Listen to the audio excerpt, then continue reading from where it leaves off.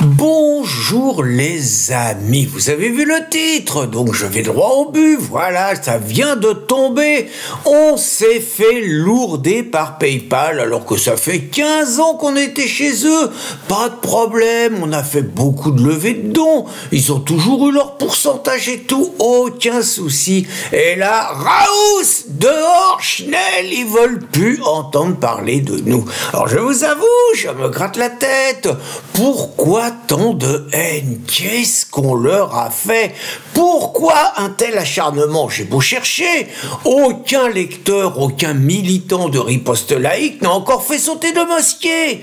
Aucun électeur, aucun militant, aucun de personne de riposte laïque n'a arraché sauvagement le voile d'une paisible et pieuse musulmane dans la rue. Aucun lecteur de riposte laïque n'est passé à l'acte et a tiré sur des musulmans de là-bas. Ça c'est pas fait.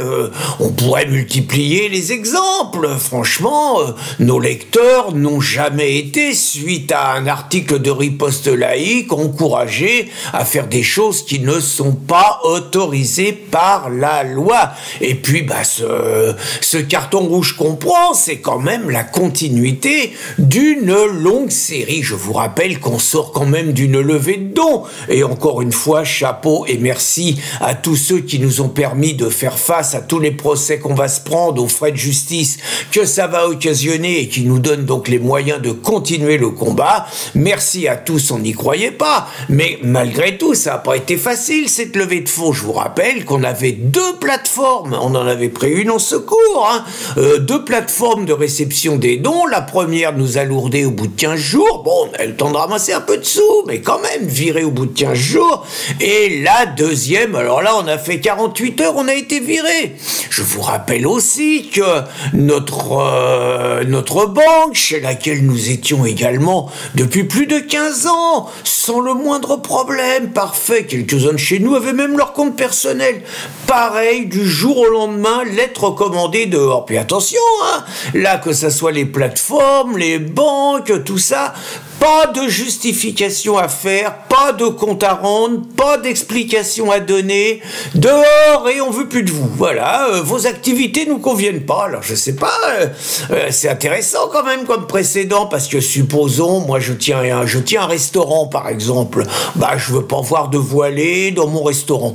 Il paraît que j'ai pas le droit, mais supposons, je vois la voilée rentrer, je lui dis madame, je veux pas de vous. Je dois d'abord lui donner une explication. Donc elle va me dire mais pourquoi? C'est de la discrimination. Moi je pourrais dire que c'est de la discrimination un peu ce qui nous arrive pour nos idées.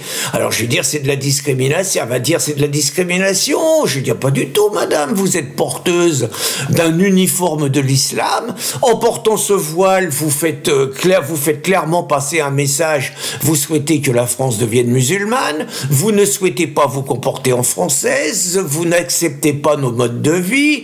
Vous n'acceptez pas la manière de s'habiller des Françaises, vous mettez en danger vos coreligionnaires qui, eux, veulent se européaniser, c'est un vêtement de conquête, vous êtes contraire aux valeurs de cet établissement, sortez, voilà, c'est tout, et ça m'empêche pas que sans doute, comme Fanny Truchelu, je me retrouverai au tribunal, mais au moins, moi, je fournirai une explication, vous voyez, là, les banques, absolument pas besoin. Et puis, sans vouloir être trop parano, ça s'ajoute quand même un petit peu à ma perquisition, où je me suis quand même fait cravater 2 ordinateurs, bon matériel informatique, et puis mon téléphone, un petit préjudice juste de 2000 €, quoi.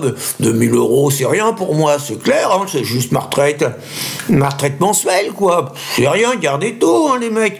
Et puis, mon copain Charles de Massieu, qui lui, idiot Charles, et, au lieu de laisser une petite vieille de 83 ans se faire casser la gueule, et puis regarder ailleurs, il va la protéger, et puis, il est obligé de châtaigner avec l'agresseur, voilà, Charles, 2 gardes à vue, et puis c'est pareil, ils ont un peu regardé dans son ordinateur, d'après ce que j'ai compris, puis ils voulaient savoir plein de choses sur moi. Vous voyez, ça fait un peu penser à ça.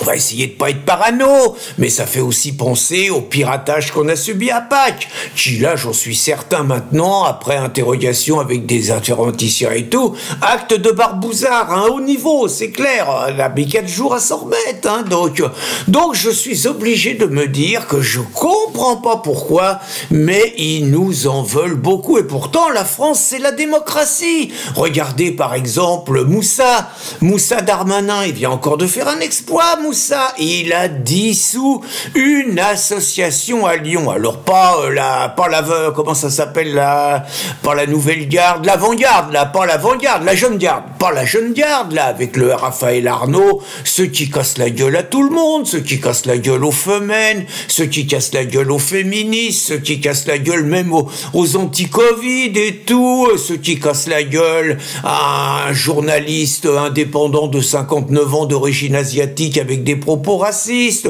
ceux qui sont potes par ailleurs, ceux qui sont la garde prétorienne de Mélenchon, non, pas eux, les remparts, un groupe identitaire. Il faut dire qu'il y avait un problème. Moussa, il commençait à donner des signes inquiétants de fébrilité, et juste avant les Jeux Olympiques, c'est pas très bon.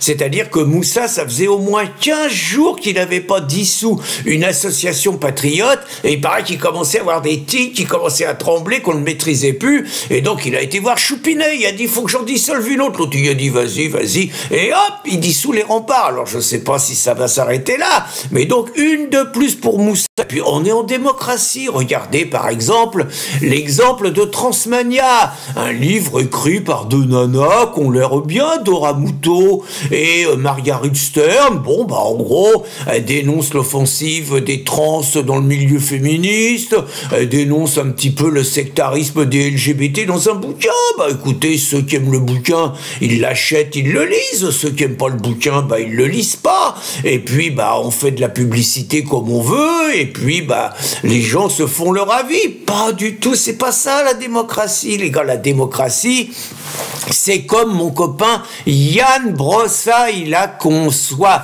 Alors Yann Brossa, que les salauds d'homophobes surnomment Brossette, hein, sans doute pour son homosexualité affirmée, c'est pas bien, hein, moi je condamne. Hein.